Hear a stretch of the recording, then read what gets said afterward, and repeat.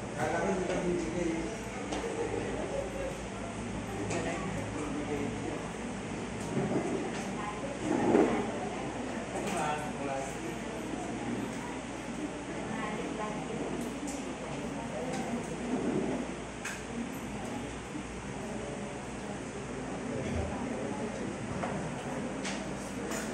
good morning sa buhay ng bawat isa. Praise the Lord. Palakpakan po natin ang ating Diyos sa buhay. Okay. Ako po ba ay rinig po dyan sa likod? Okay. Sila... Okay, rinig po ba ako sa likod, Ate Marlene? Rinig ako dyan? Okay, good. Very good. So, welcome po sa buhay ng bawat isa. Pwede ba tapikin ninyo ang katabi mo, sabihin mo, salamat dahil kasama kita ngayon?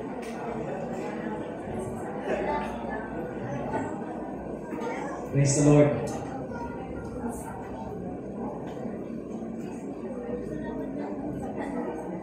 Noong nakaraang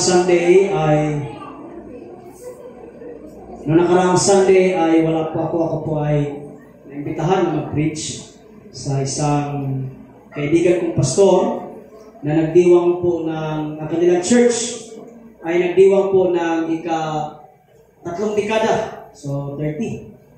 So, grabe ang ginawa ng Panginoon. Striving, nagpapatuloy ang kanilang gawain sa kabila ng maraming hamon. Ang ating buting pastor ay kaibigang pastor ay mga 12 years pa lang nandun sa simbahan na yun. May ginagawa ang Panginoon sa kanilang iglesia. And habang ako ay pauwi, mga kabsat, mga igsoon, ako ay no choice ako eh. No choice ako. Wala pong nagpakita ang init. Nakarang linggo ba? Kasi panahon na yon ng umpisa ng bagyo. So, ulan. So, dahil ulan ay of course, talagang binakbak ko na lang yung tinawid. So, basang-basa po ako sa ulan. May kunting pagbaha. Pero malakas ang ulan. No choice na ako kasi gabi. Nahirapan ako magmaneho pag gabi. Kailangan ko lang makauwi, pero no choice, basang-basa sa ulan. It's been raining in Manila. No? Okay, so anong nangyari ay basang-basa sa ulan, uwi ng tubig, and then gumising ng madaling araw. Kasi standard insurance alas 5. So, to make the long story short, bumagsak ang immune system. At ako po ay binagsakan ng lagnat. Supposedly, yung lagnat ko ng isang buong taon ay ibinagsak sa buong linggo. Kaya, simula ng Martes, actually, Lunes pa lang ng gabi, wala na. Lunes ng gabi, nag-chill na. Then, medyo gumaling noong Miyerkules. Tapos, bumalik ulit. Kasi sabi nga daw nakakota So, gumaling pa ako by God's grace kahapon. Isang patunay lamang na tapat ang Diyos. Sapagkat, sabi ko, Lord, magkasakit lang ako sa ibang araw, huwag lang sa Sunday. Amen? Kasi ang iba sa atin ang nangarap na Lord, magkasakit ako sa Sunday para hindi ako makapagsamba. Ha? Ay, be careful what you wish for. Baka yung sakit na yun, wala nang kagalingan. Okay? Mga minamahal ko kapatid. So, God is good? Parang mahina. God is good? Hallelujah. So, tayo po ngayon ay dadako sa ating... Thank you, Kuya. Umukulong talaga. Okay.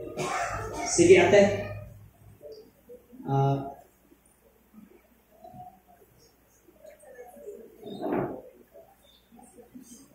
Huwag kayo mag-alala, my preaching today is short.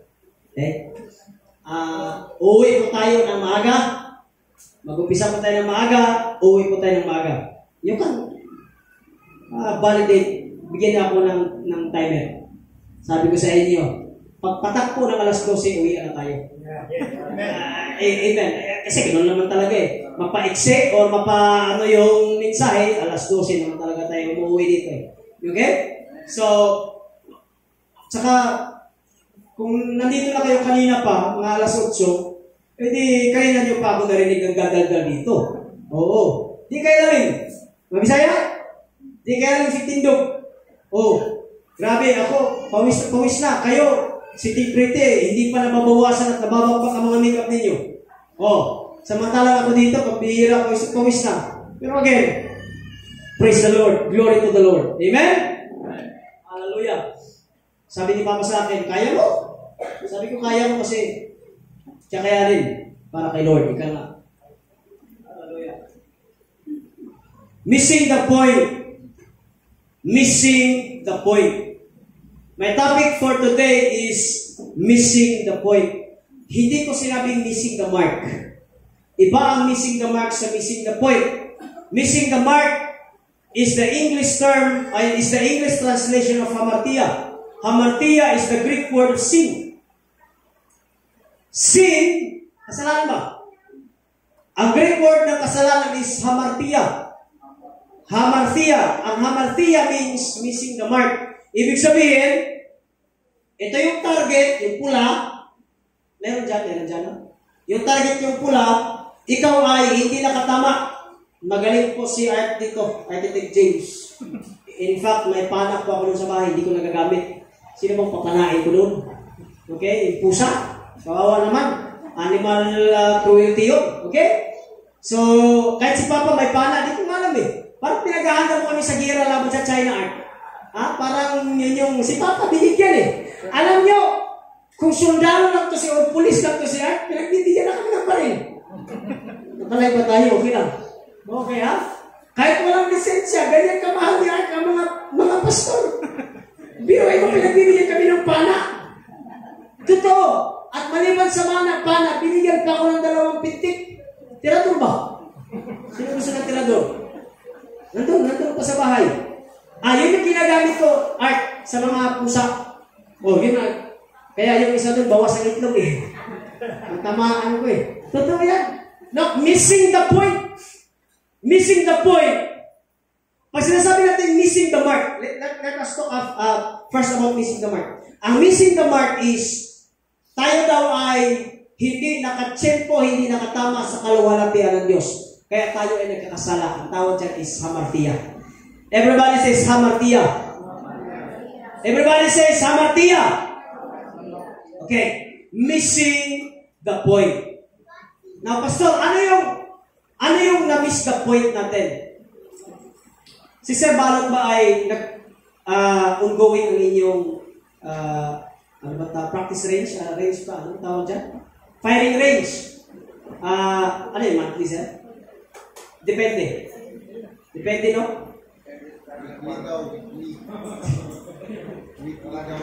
Weekly? Weekly. Ang mga men in uniform natin, talagang weekly po sila para ang kanilang target ay asintado, ika nga, walang mintis.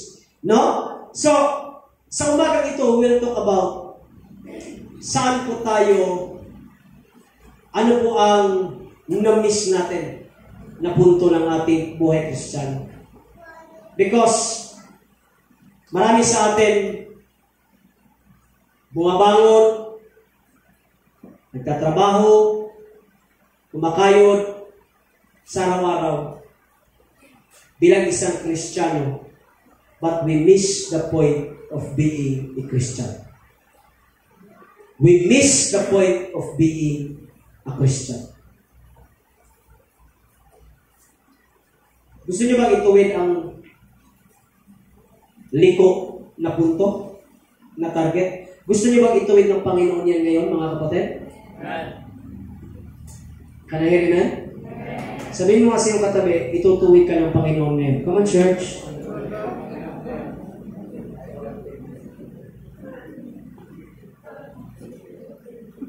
Ate, wala. Pindot mo na lang ate. Isa pa.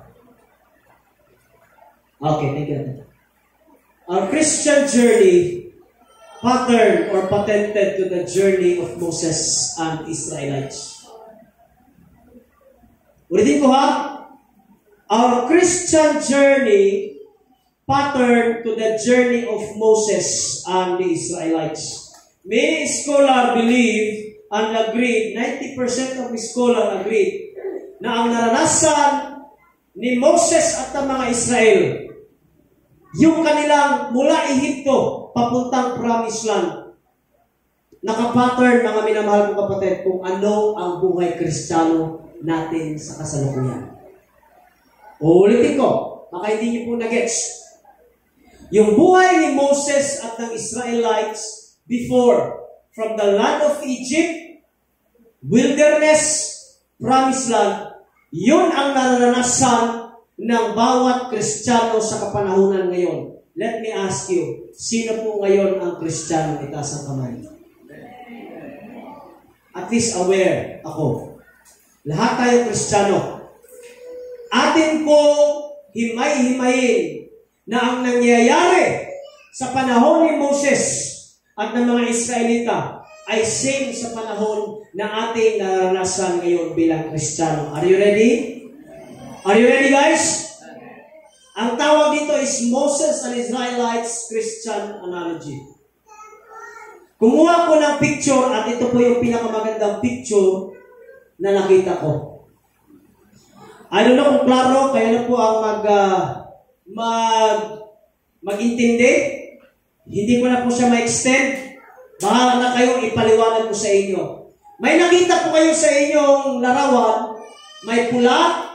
Ito, may number 1, may number 2, may number 3, may number 4, may number 5, may number 6, may number 7. Klaro? Ulitin ko. Eyes on the blackboard. 1, may nakita kang number 1. Number 2, sa baba number 3, sa taas number 4, sa taas ang number 5, sa baba number 6, sa taas ang number 7, at ang number 8, ito na yun. Okay. Ito yung naranasan ng mga Israel sa panahon ni Moses, at ito rin ang naranasan sa panahon natin ngayon bilang mga born again. Isa-isahin ko. Number 1, Exodus. Number 1 is Egypt. Bondage, slavery, 430 years. So, ibig sabihin, bago kinuha ni Moses sa utos ng Diyos, ang mga Israelites, sila po ay saan nakatira? Parang mahina man, sir. Saan nakatira? Sa Egypt. Actually, hindi po sila nakatira, kundi slave. Okay, sila ay nagtatrabaho. Therefore, bago sila ni-rescue ng Diyos, sila po ay nasa kuko at kamay ng slavery. Amen. So, ganon din tayo. Ulitin ko, ipagdugtog ko ang buhay ng mga Israelites at buhay ng mga born again. Bago tayo ni-rescue ng Diyos, sa kuko muna tayo ng demonyo. Amen. Sa kuko tayo ng kasalanan, slavery. We are slave by the sins. Amen ba mga kapatid? So, dyan pa lang, number 1, alam na natin na nakapattern ang buhay ng Israel sa buhay ng mga born again today. Ano, proceed na tayo, okay? Pangalawa, number 2, Passover.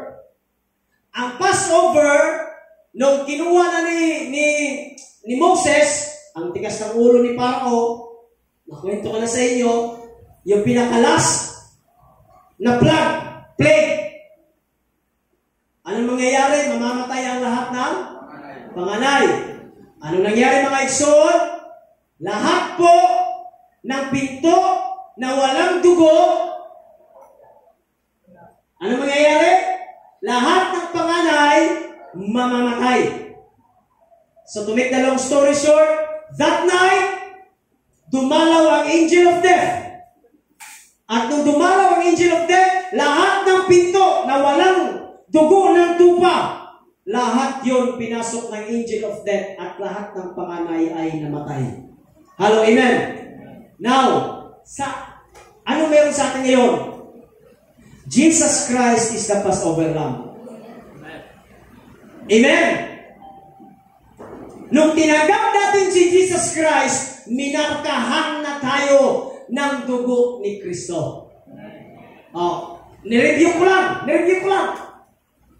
Upang ikaw ay hindi na maagaw, kundi ikaw, mga kapatid, hallelujah, ay maangkin ng ating Panginoon. Can you please tapikin mo katabi mo ngayon, baka hindi niya pa alam, sabihin mo, tinatakan ka na ng Panginoon. Sa likod, sabihin mo, tinatakan ka na ng Panginoon. Okay. Number 3. Pagkatapos mong tinanggap si Jesus Christ, number 3 ang nakalagay, the Red Sea. So, ibig sabihin, nung sila po ay tumatakbo na papalayo sa Ehipto, ano nangyari? Ang kanilang nakasalubong ay dagat. Ano nangyari? Hinati ni Moses ang dagat at sila ay naglakbay sa gitna ng dagat. Amen! So, ibig sabihin, dry land ang kanilang nilalakaran, pero sa gilid ko yan, tubig. Dagat po ito, hindi ito ilog. Dagat.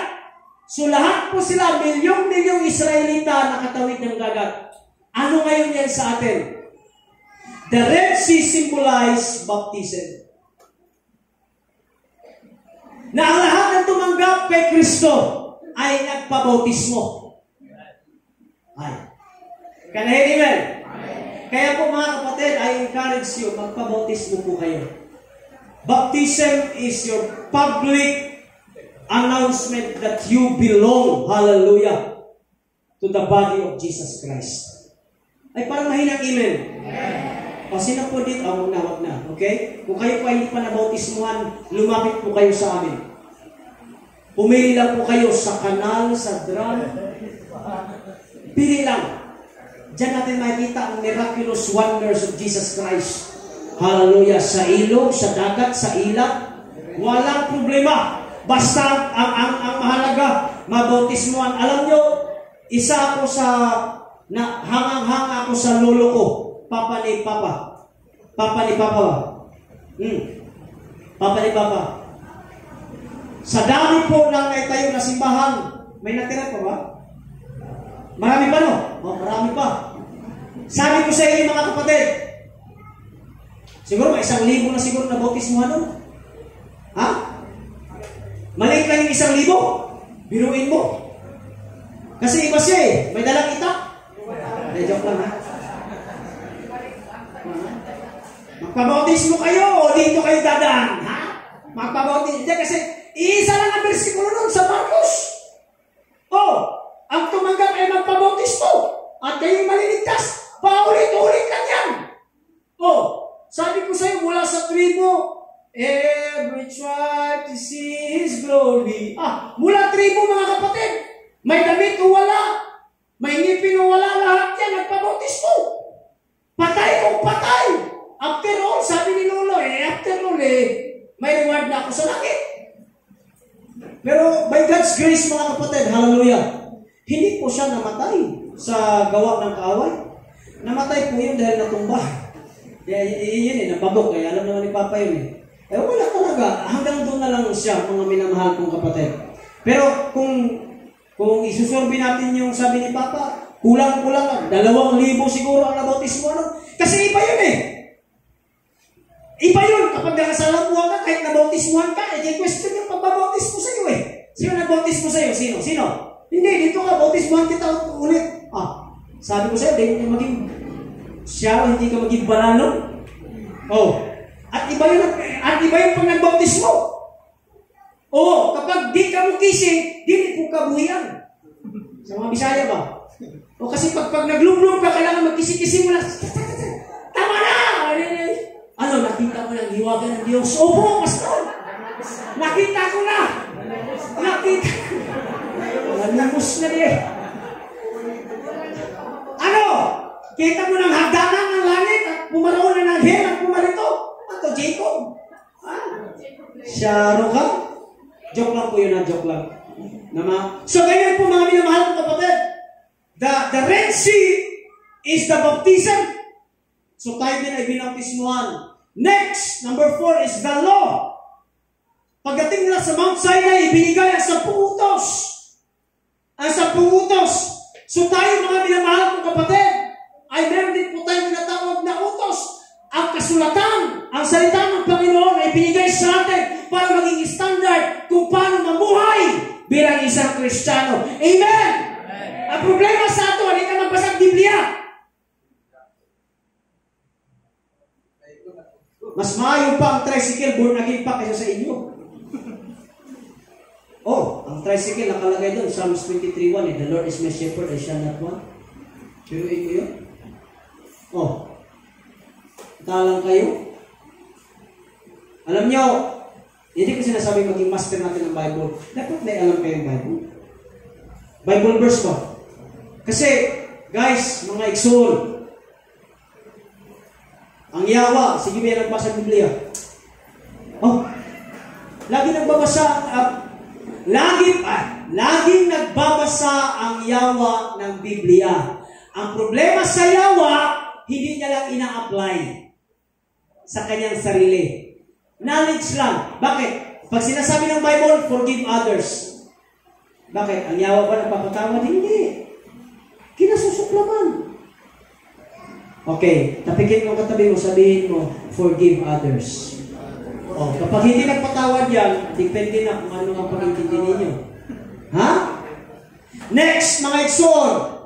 5. The River Jordan. Ano pa ang River Jordan? Ito po ay symbolizes a step of faith, surrender of their will, submission to His authority. Kasi nga mga kapatid, sabi ng mga Israelita, gagat na nauilog na naman, wala katapusang pagtawid.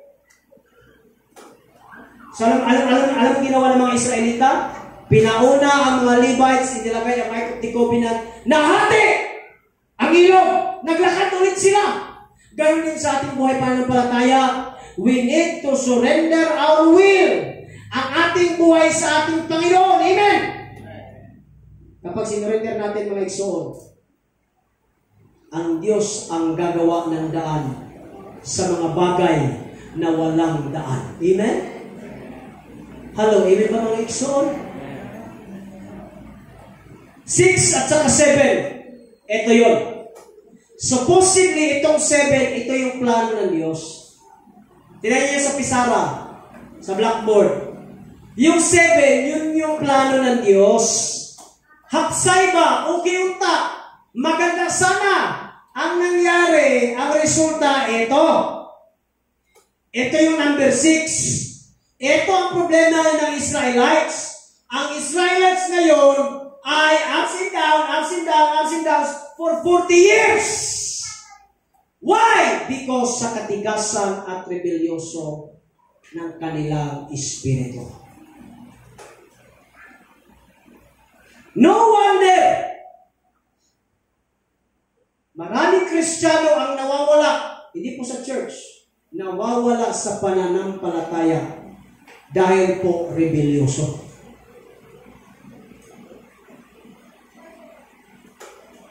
Sabihin ko sa iyo katabi, rebelyoso. At alam niyo nangyayari sa rebelyoso?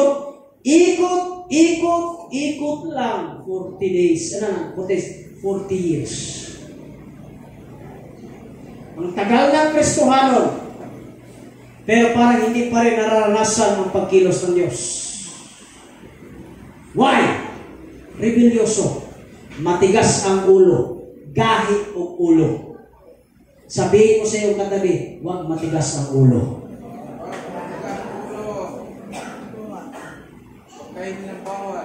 Bakit? Itong number 6, maraming Kristiyano, Israelita that time, reklamo ng reklamo. Anong sabi? Mga ikson? Bakit walang tinapay ay pagkain? Nagpadala ang Diyos ng mana, tinapay. Sabi naman, bakit walang palaman? Oh, totoo yan. Nagpadala ang Diyos ng mayonnaise. Pugo. Pugo ba? Sarap. Sabi naman ng mga Israelita, Ano ba yan? May pambara, walang pantulak. Nagpadala ang Diyos ng tubig. Ano ba yan? Ang init. Nagpadala ang Diyos ng clouds. Ano ba yan? Ang lamig. Nagpadala ang Diyos ng pillars of fire. Sa kada reklamo ng Israelita, ang Diyos ay lagi nagpapadala ng sagot. Pero ang lahat ng nagreklamo hindi nakapasok sa promised land. Sabihin mo sa iyong katabi, huwag kang magreklamo.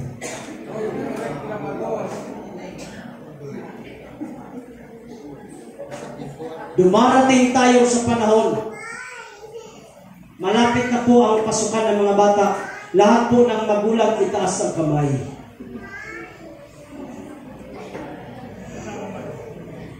Bakit ba pinoproblema ninyo ang gamit ng inyong mga anak?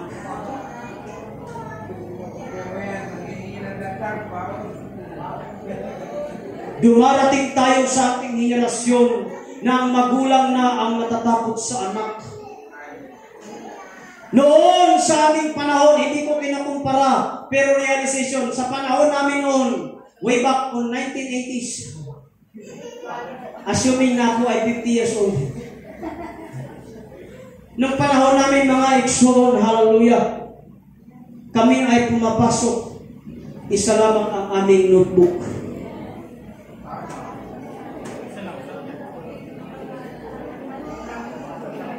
Ngayon, ang notebook, lahat ng subject.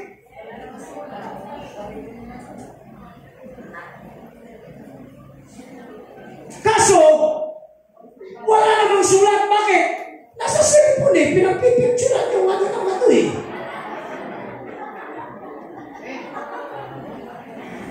Totoo yan eh. Totoo yan. Kung alam nyo lang sana mga Exxon. Hindi, totoo yan eh. Yung word na reklamo kasi problema yan kahit sa simbahan. Problema sa atin mga Exxon, puro tayo ng reklamo. Pero wala tayo nakukontribute. Yan ang problema sa atin. Hindi ko nga alam eh. Noong panahon namin mga Exxon, para bang it's a crime para sa amin. Noong panahon ng mga kabataan namin. It's a crime na magreklamo kami sa mama namin. Oo. Dito, di ko alam. Pagandahan ng bag, may gulong pa, ay, stewardess.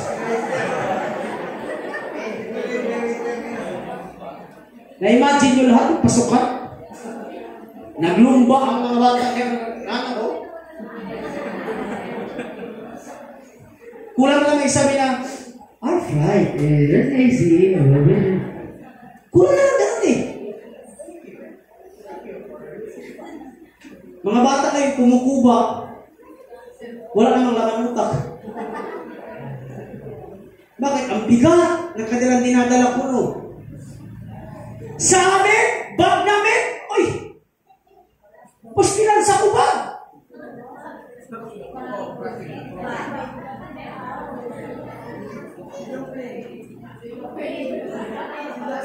Oh, silupin. Grabe ko dito tuloy kong silupin.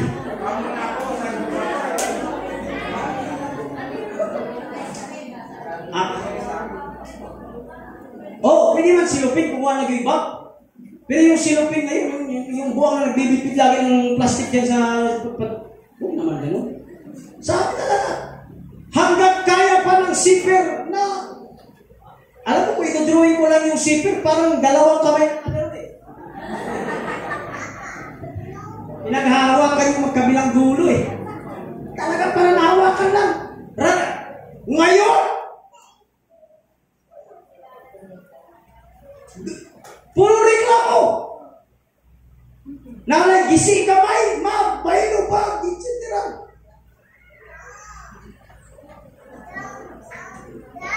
Ngayon, ang ulam. Sus, puriya gabak, mga bata. Mga bagaglaw, mayroon ba? Ay, baunan, ay, sauce. Ngayon, lahat na may Elsa, may White, Cinderella, may Tom and Jerry, Color Pula, Power Ranger, etc. Sa amin, ang dahon ng saging. Pagbuklat mo, nandun na lahat. 3 in 1. Bakit? Nandun ang kanin, nandun yung sabaw, nandun yung ulam. Sabi ko sa inyo eh. Pero ang pangit lang kasi ang tigas ng kanin. Pero okay lang. At least nakasurvive. Ganyan ka-diskarte ang mga bata noon. Kaya lahat po ng mga 80s and 90s, mga kapatid, hallelujah, kayo po ang pinaka-last survivor. Ang mga bata ngayon, abot na lang, grace na ng Panginoon ang maghahawak sa inyo. Bakit? Mga igsoon, kapag wala kaming papel sa inyo dito, pag walang papel, iniiyakan sa amin, hindi. Hindi. Akit lang kami ng bayabas. Yung teacher namin, nagkakatagal ko, sige, akin na, isang buong papel, ganun. Tangko! Kuha ng tangko! Si Kuya Joshua, nagnanakaw pa yan ng santol doon sa, ito na. Santol, yung akit na santol. Sinasama ako eh. Sinasama ko kaya. Sa totoo lang, ang maloko sa aming dalawa yan eh. Nadadamay lang ako.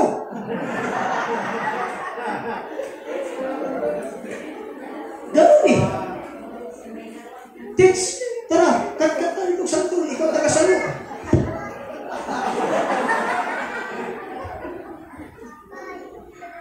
Tawa. Ito sa sanuan. Ito naman yan. Rebelyoso. Mga tao ngayon, mga bata ngayon, rebelyoso.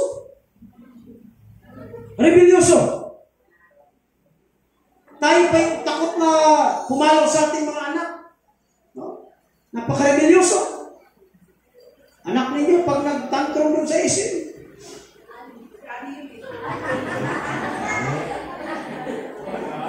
Mabait ang anak ko. Ang anak ko, isa lang ang punto niyan doon sa SM. Pag nakakain ng ice cream yan, uwi na agad yan. Kahit isama niyo pa yan eh. Ice cream lang yan. Pag uwi niyan, okay na yan. Siya pa mismo sabi, Papa, uwi na kayo. Doon lang yan. Yung iba dito, totoo. At saka may pagkabuhan na ganyan. Bakit ka mo? Totoo yan. Isa sa pinagpapasalamat ko sa Diyos. Natatakot ako igala noon sa mga laruan. Kasi baka magwala. Pero alam niyo, lahat ng laruan doon, hihipuin niya lang at nagde-declare yan.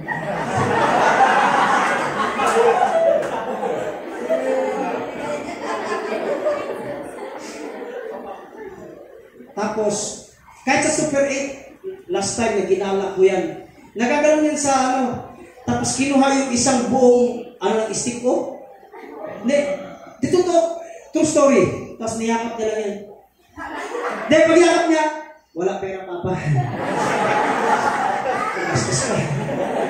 May pera ako. Ganon si Ali. Now, balikan po natin. This is us. Rebelyoso. Kaya marami pong nawawala kay Lord. Why? Because these people, they miss the point. Na-miss nila ang point bakit sila kinuha ng Diyos mula sa ito. Maraming Kristiyano ngayon, they miss the point bakit sila naging Kristiyano. At alam niyo kung ano ang na-miss nila? What is the missing point? What is or are the missing point? Dalawa lang. Sabi ko, hindi ako magtatagal eh. Dalawa lang, mga igsoon. Basahin natin ito. Ito lang yung pinakamataas kong versikulo. One day, Moses was tending the flock of his father-in-law, Jethro, the priest of Midian. By the way, bakit father-in-law? Kasi si Moses nagtatrabaho na sa kanyang father-in-law. Kasi napangasawa niya si Sipora. Si Sipora, ang papa niya si Jethro. Okay? So nagtatrabaho na ngayon si Moses. Pagkatapos niyang tumakas, nakapatay siya doon sa ito, tumakas siya sa Midian, nagtatrabaho na siya, napangasawa niya si Sipora, nagtatrabaho na siya ngayon kay Jethro. He led the flock far into the wilderness and came to Sinai, the mountain of God. There, the angel of the Lord appeared to him in a blazing fire from the middle of a bush. Maliit na damo. Moses started in amazement. Through the bush was engulfed in flames. Nag-aapoy. Nag-aapoy yung damo. Pero, hindi nasusunog. Umaapoy lang ba? Nag-aapoy, pero hindi nasusunog. Next. Sabi ni Moses, this is amazing. Moses said to himself, why is it the bush burning up? I must go. So, nakatawag ng pansin. Nakatawag ng pansin. Ulitin ko ang tanong, ano ang na-miss ng mga Israelites? At ano ang na-miss ng mga born again ngayon? When the Lord saw Moses coming to take a cloth, nung sabi ni Moses, hala, kung saan nakakamanga.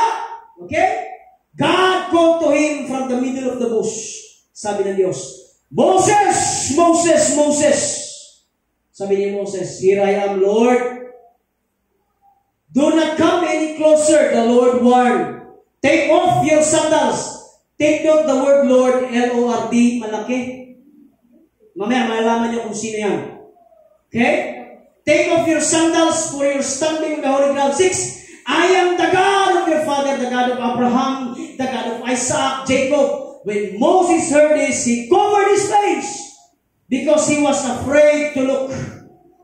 Then the Lord told him, I have certainly seen the people oppression in Egypt. I have heard their cries of distress because of their harsh slave drivers. Yes, I am aware of their suffering. So sabi ni Lord, narinig ko ang iyak ng mga tao ko. Hello? Buhay pa ba? Gising pa ba? Okay? Next.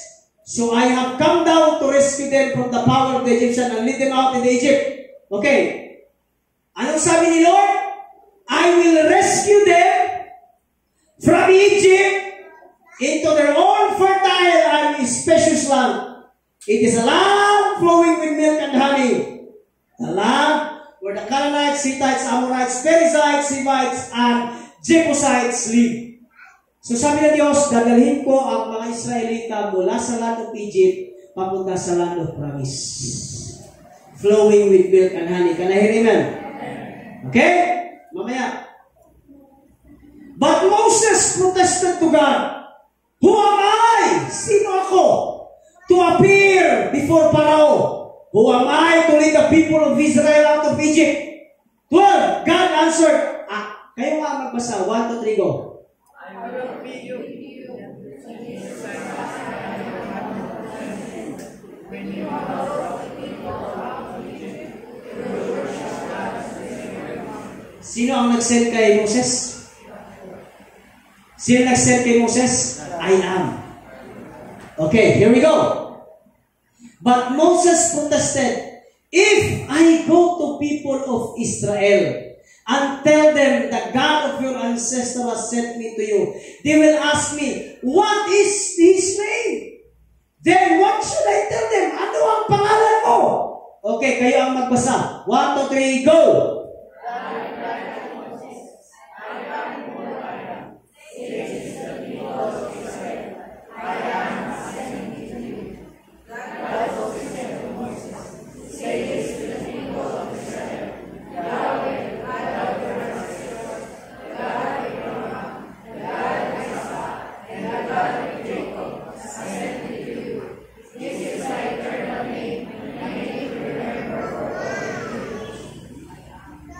Anong sabi ng Diyos?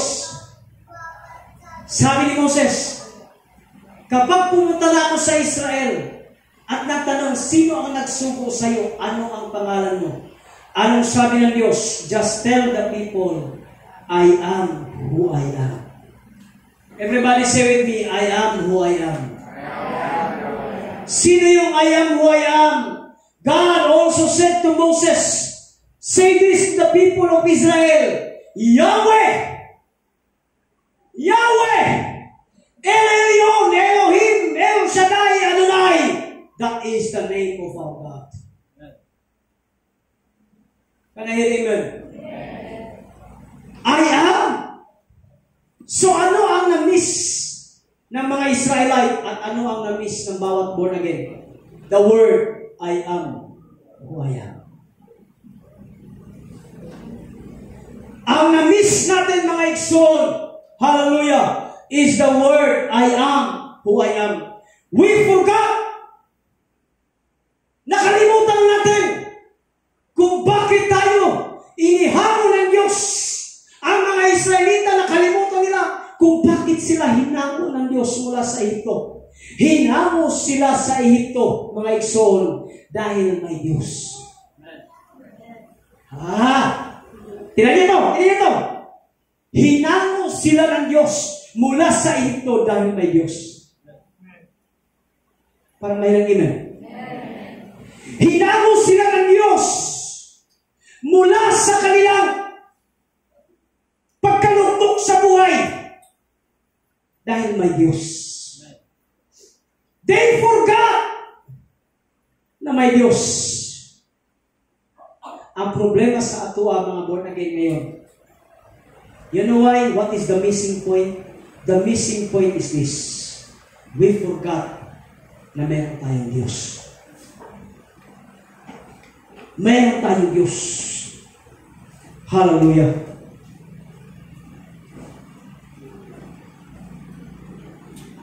Pastor, paano mo nasabi?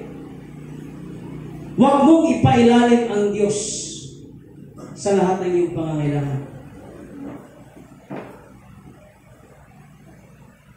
Born again na tayo. Pero pag dumating ang tagutom, nakakalimutan natin ang Diyos. Born again na tayo. Pero pag dumating ang kasakitan, nakakalimutan natin ang Diyos. Inilalagay natin, hallelujah, ang Diyos sa ilalim kaysa sa ating mga pangangailangan. Ano nangyari sa mga taga-Israel? Nung sila ay nagutom, ano nangyari? They question God rather than they see God and they worship God.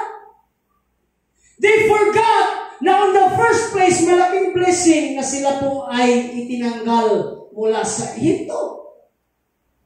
Pwede ba akong makahingi ng amen? Amen. They forgot the point. The point is not about the blessing. The point is not about the prosperity. The point is not about your company. The point is not about your sari-sari store. Hindi sa trabaho mo, hindi negosyo mo. Ang punto, mga igsoon, hindi ang trabaho mo. Ang punto, walang iba kundi ang Diyos. Bakit nyo ako niyo?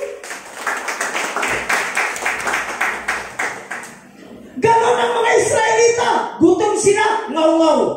Uhaw sila, ngaw-ngaw. Kaya yung ngaw-ngaw nila, ngiyong-ngiyong na.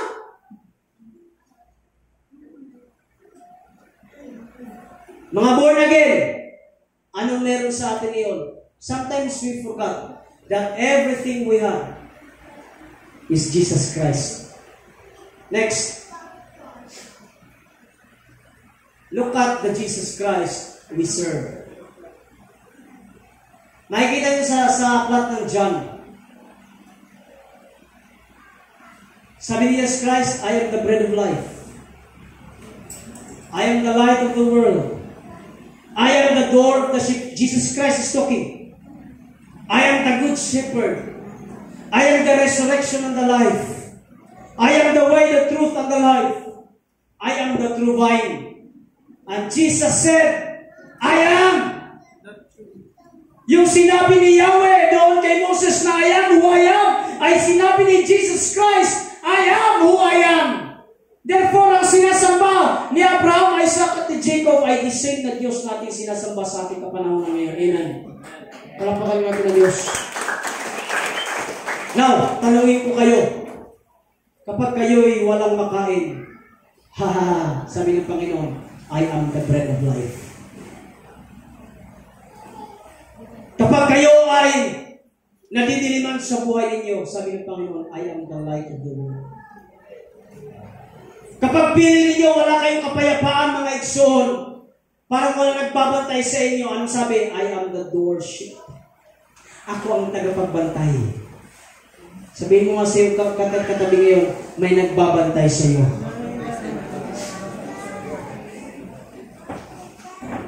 I am the resurrection and the life. I am the way, the truth, and the life. I am the true vine. At higit sa lahat, sabi ng Diyos, I am who I am. Now focus unto me. Tingnan niyo ako. Gwapo, di ba? Amen. Tingnan niyo ako mga isor. Tanggalin ninyo ang lahat. Sino kayo?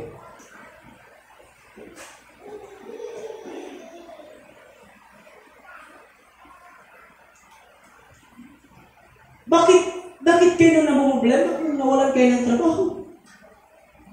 Bakit kayo namumblema kung wala kayong makain? Bakit kayo namumblema kung kapos ang inyong budget? Bakit kayo namumblema kung ikaw ay may kasakitan? May sakit ka, bakit kayo namumblema? Huwag kang mamumblema mga igsoon. Why? Because tanggalin man ang lahat ng meron sa iyo, may natitira pa rin. Walang iba kundi si Kristo at ikaw.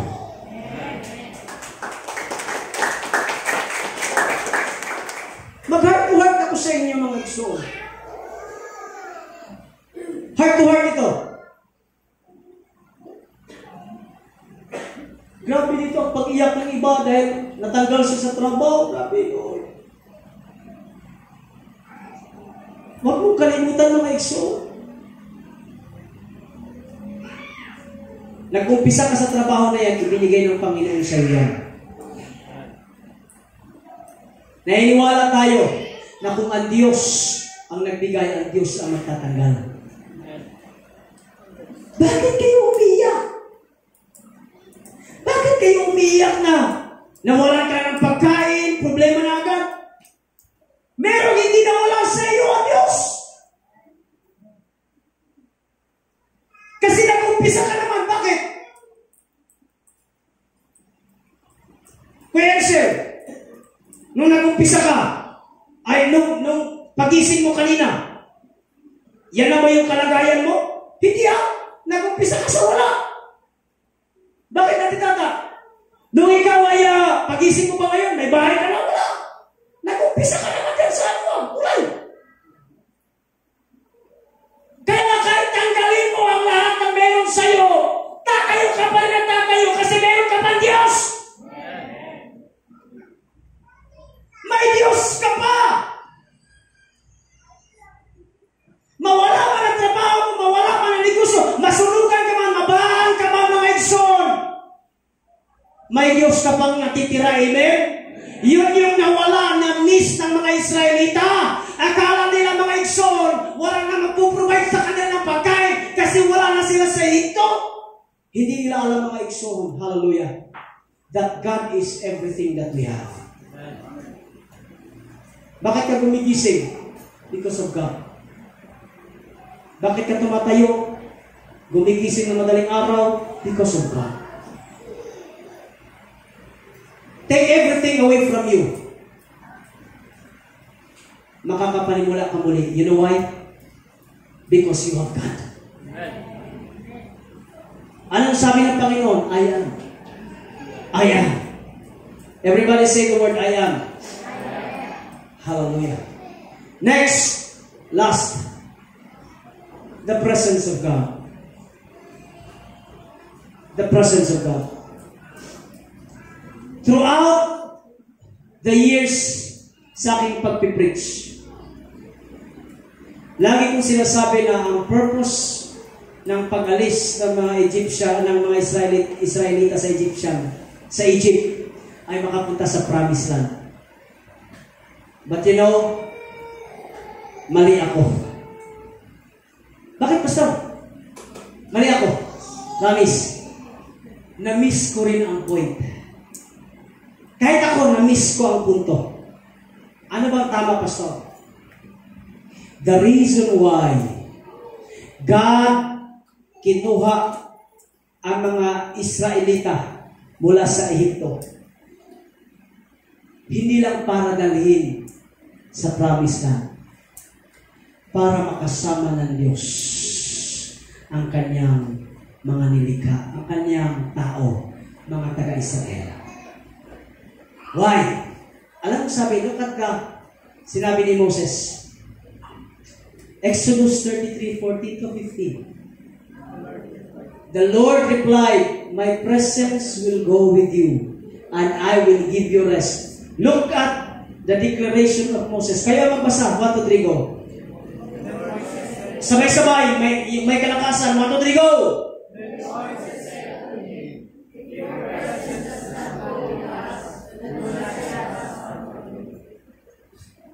Sabi ni Moses, "Lord, kung hindi mo kami sasamahan ng iyong presensya, wag mo na kami dalhin doon." Kalahin, amen. Ulitin ko. Sabi ni Moses, "Lord, kung wala ang iyong presensya, wag mo na kami dalhin doon." And from that moment on, the presence of God is evident para sa kanila. Why? Kapag sila'y nagugutom, the presence of God nagpapadala ng mana. Hallelujah. Kapag sila ay nauuhaw, the presence of God nagpapadala ng tubig. Amen. Kapag sila po ay nanlalamig, the presence of God nagpapadala ng apoy para sila po ay mainitan. At kapag sila naman mga eksyon ay naiinitan, lalo pag naglalakad sila, ang Diyos ay nagpapadala ng clouds para sila ay malamigan. See, the presence of God is with them everywhere they are. Amen mga kapatid? Whenever they are. Huwag po natin asamin ang promised land. Pastor, mali ba? Hindi po. Ang problema sa atin, kaya tayo naging born again, kasi nag-promise si Pastor ng flowing milk and honey. Pero nung tinanggap mo ang Diyos, bakit, Pastor, nagkalit-silit ang buhay ko? Taliwas doon sa sinabi mo. Alam ba kung bakit medyo nagkapandol-pandol ang buhay natin? Kasi may tinutuwid ang Diyos sa atin. Pero sa pagtutuwid, ito ang pangako ng Diyos. Ang presensya ng Panginoon ay mananatili sa inyo. Pastor, ano ang promise lang sa ating mga born again? Lahat ng born again, itaas ang kamay. Ang promise lang po, sorry to say, hindi po natin makakamit ang promise land sa mundong ito. Ang promise land po is ang langit. That's the truth. Amen? Amen ba mga ikson? Ang promise land ay langit. Lahat po tayo makakapunta. Pero habang tayo ay naglalakbay papunta sa promised land, isa ang sigurado, kasama natin ang Diyos. The presence of God kasama natin. Palakpakan nga natin ang Diyos. Hallelujah. Matthew 28. And I am with you always, even to the end of the age. Last verse, Hebrews. For God said, I will never fail you. I will never abandon you. Mga ikson, ito ang magtatapos.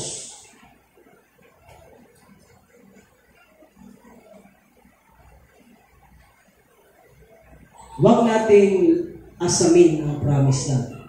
Sabihin mo sa'yo katabi ngayon, pupunta ka doon. Come on, church. Hindi, sa harap, sa tabingin mo, sabihin mo, pupunta ka ng langit. Come on, pupunta ka.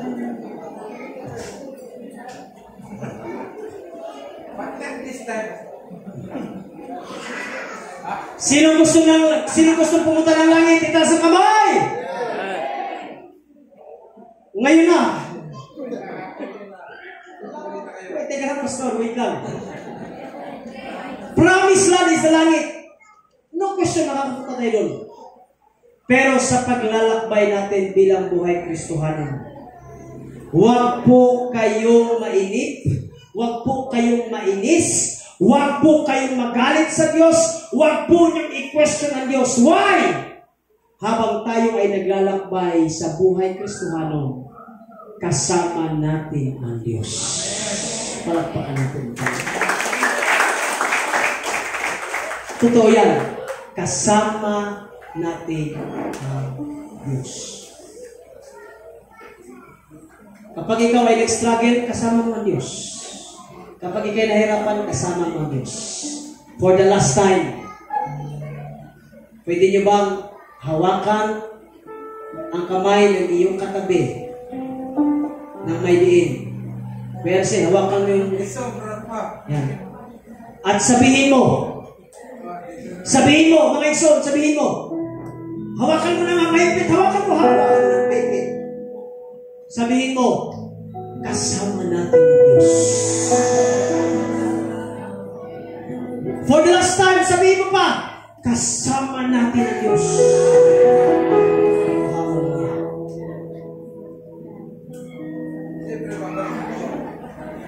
Sa mga feeling parang iniwan na sila ng Panginoon, no? Kasama mo ang Diyos. Sa mga bata dito na hindi makapag-college, kasama mo ang Diyos. Huwag kang umiyak.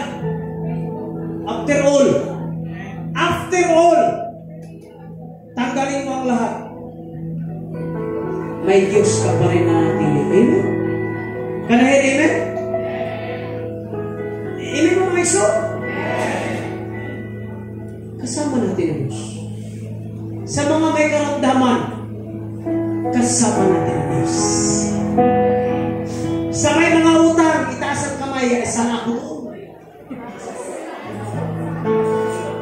Kasama natin ang Diyos. Amen! Sa mga walang pera, itaas ang kamay!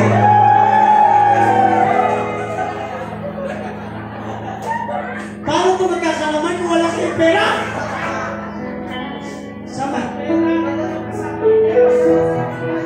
Sa mga walang pera, pupunuan kayo ng Diyos.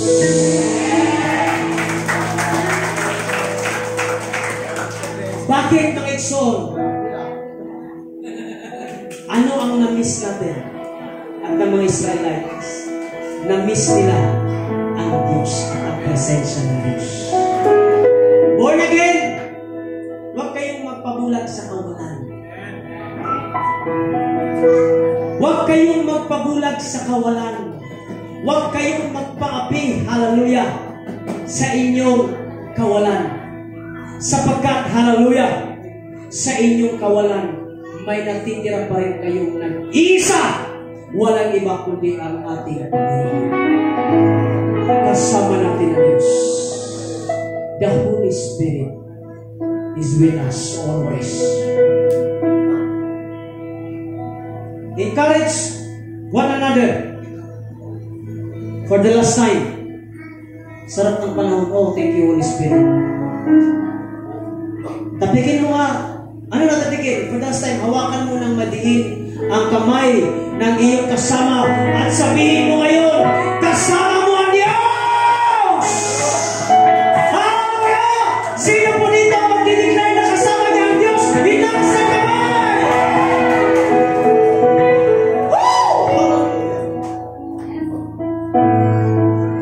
Let us pray. Holy Spirit, thank you. Thank you for moving in this place. Thank you, God, for always reminding us that you are not far away. You are near. Lord, you are in our midst. Holy Spirit, thank you for telling us na, Lord,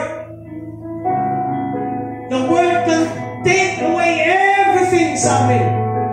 Mananatili kami, O Diyos, na nakatayo, O God, because we have still you, Panginoon.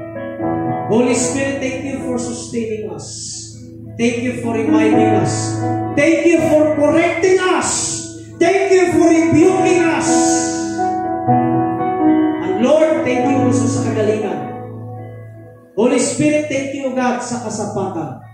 Holy Spirit, thank you, God, hallelujah, sa pagpapala. And Holy Spirit, thank you for the rain. Panginoon, salamat po, Diyos. Tunay na ikaw ay tapat magpakailanman. Hindi mo kami iiwan ni pababayaan mo. Salamat po, Holy Spirit. This is my prayer in the name of our Lord Jesus. Everybody says, Amen.